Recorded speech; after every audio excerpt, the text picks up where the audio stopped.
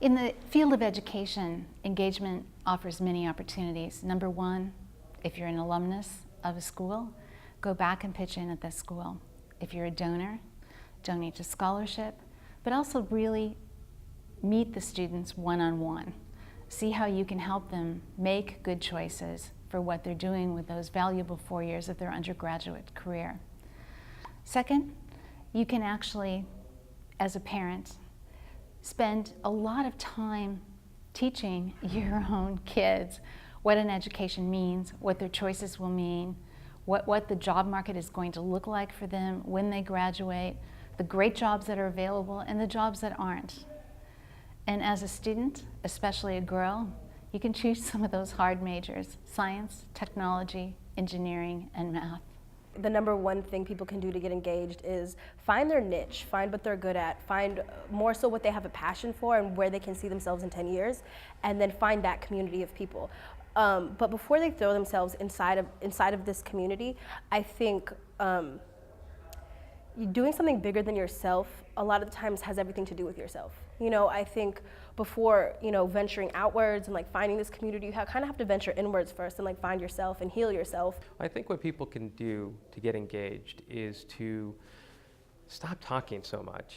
This social media stuff is very encouraging to say what it is that you're experiencing, what it is that you're doing, but I think in order to answer that question, you have to first stop and listen and learn and see what it is that people are looking for, what it is that they're saying, where it is that you can add value. You know, most of the conversations on Twitter, for example, have a lot to do with funny cat videos, but at the same time, they have a lot to do with questions.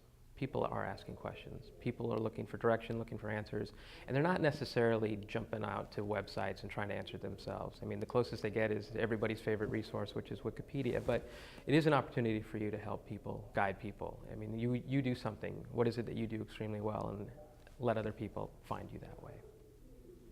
You know, one of my favorite things to encourage people to do to get more engaged, especially around food, is to learn more about it. And I've found that through 4 key questions, you can have a great conversation, but you can also empower yourself with the information to make sure that you're going to eat well and you're going to be part of building your community. And so those questions are, where did the food come from?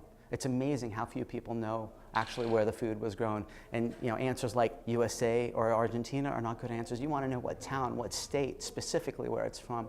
You want to know who grew it.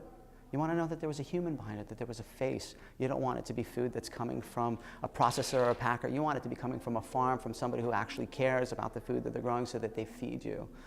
You want to know how it was grown. Was it grown organically, or was it grown in an industrial farm that was contaminated with pesticides? And most importantly, you want to know how it tastes.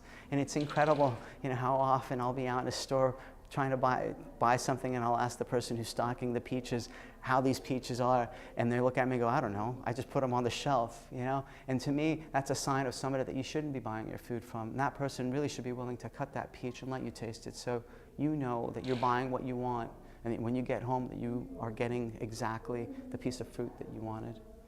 So questions, engage, have a conversation, have fun with it. In a corporate environment, engagement is really important because you need people to change and adjust for you to achieve a transformation in the products that the company is putting out. We've used a 4-step approach to engagement of employees. Number 1, driving awareness and transparency, really clearing the site around the real issue and making it understandable and measurable, having people feel it in a way. Number 2, it's all about processes and tools. So while people want to do something now, it's really about what is it really that you want me to do? What's step number 1, 2, and 3? Then the next is to really go about leadership role models. So it's not just the regular employees doing it, it's actually upper management participating and doing it as well.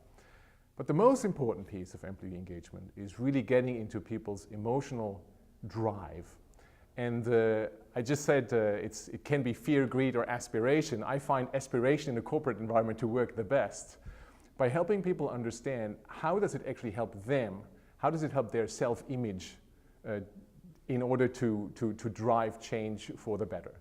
And we have done things like carpool for a cause, so we donate money that is being saved through carpooling, for example.